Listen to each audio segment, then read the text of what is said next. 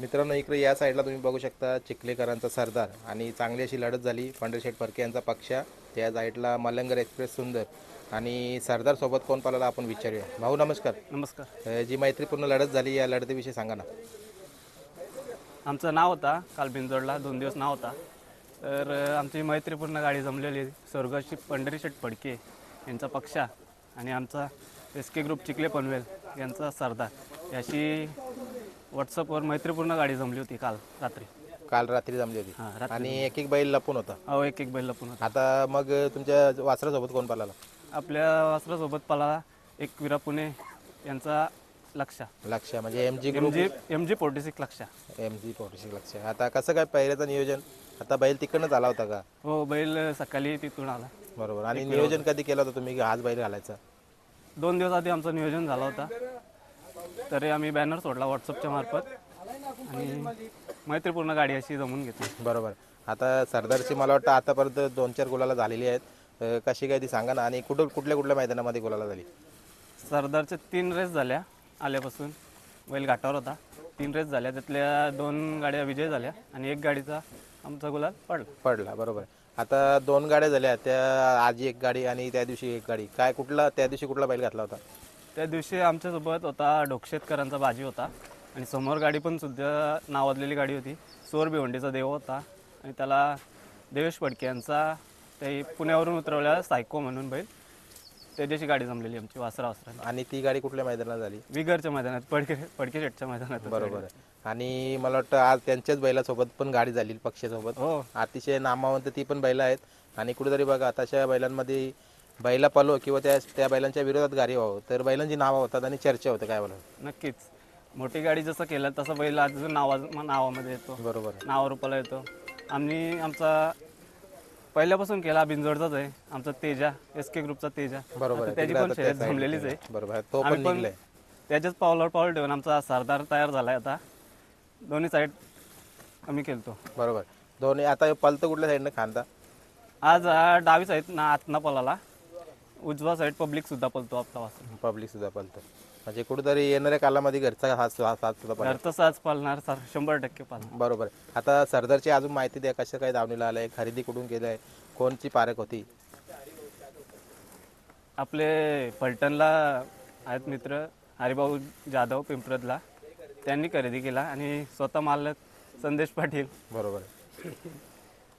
आणि पारख कोणाची होती? म्हणजे बघितला कोणी हाच वासरू? त्यांची हरिभाऊ जाधव. त्यांनी एक शब्दावर, मालकाच्या एक शब्दावर बैल घेतला, त्यांच्याच पारखनुसार घेतला. आता किती जुनं संबंध आहे त्यांच्यासोबत तुमचं? 10-15 वर्ष झाली हे संबंध आहेत. बरोबर. आता बघा त्यांच्याकडे होतं, आपण इकडे आल्यानंतर त्याची देखरेख किंवा त्याची मेहनत घेणं हा पण खूप मोठा एक कष्टाचं काम आहे. तर त्यासाठी काय सांगाल? कोणाचं नाव घेणार? स्वतः मालक संदेश पाटील, मनोज पाटील आणि सर्व आमची टीम आणि रंगनाथ शिल्के सुद्धा आमच्या बरोबर असतात. बरोबर. आणि कुठेतरी मला वाटतं एक आनंदाचाच गुलाल आज वासरू नावारूपाला येतंय. कुठेतरी आज मुंबई बिंजोरला एक स्वतःची ओळख निर्माण करतंय. काय बोलाल? नक्कीच. केला मोठाच केला तरच वासरू नावारूपाला येणार. ही मालकाची आमच्या पहिल्यापासूनच आहे. आमचा जुना सोन्यापालाचा तो पण तसाच मालक, म्हणजे पूर्ण मोठीच गाडी खेळणार असा मालक संदेश पाटील आहे. बरोबर. आता सरदार विषयी अजून थोडक्यात माहिती द्या ना. आता वरती कुठली मैदानं काय झालेत का त्याची? नाही, वरती आम्ही मैदानाला पलवतच नाही बैल. पलवतच आज जास्त पलवलाच नाही वरती. बरोबर. बिंजोडसाठीच कास्ट ठेवला. बरोबर. आता गाडी पण मित्रांनो निघली त्यांची. आपण दादांशी दोघांशी बोलूया. बाकीचे लोक निघलेत. आता काय माहिती देणार?